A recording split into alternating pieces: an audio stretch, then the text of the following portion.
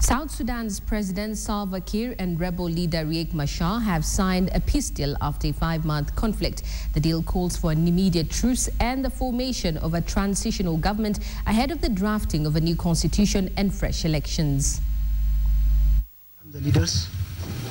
The rivals, President Salva Kiir and former Vice President Riek Machar, signed the deal in the Ethiopian capital Addis Ababa late yesterday after their first face-to-face meeting since the hostilities began. Kiir and Machar are expected to issue immediate orders for troops to end combat and to allow in humanitarian aid. By me signing today this agreement, I am sending the signal that this conflict must be ended peacefully. I hope the other side will also be serious on this matter. I want to assure you that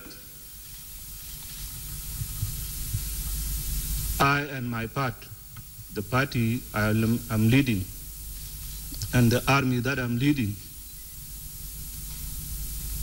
will implement this agreement without any fail.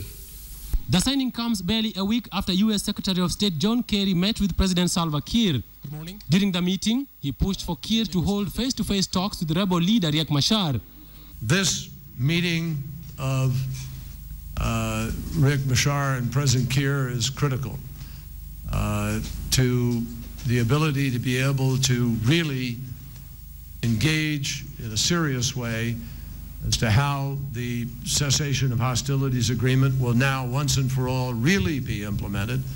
Humanitarian organizations say thousands of people have been killed and more than 1.2 million displaced since the clashes erupted in December between forces loyal to the two rivals. The parties signed an initial peace deal in January, but it fell apart days later.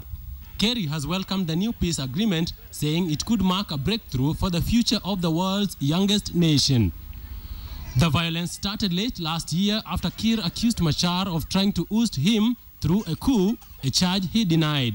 Since the alleged attempted coup, violence spread rapidly, with reports of their forces conducting mass killings nationwide. The violence ran down ethnic lines, with the Nuer tribe backing the rebel leader, while the president hails from the Dinka tribe.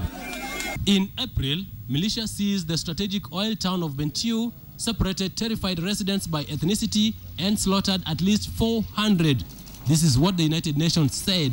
South Sudan celebrated its independence from Sudan 3 years ago after an internationally brokered referendum. Noah Otino, KTN, Weekend at 1.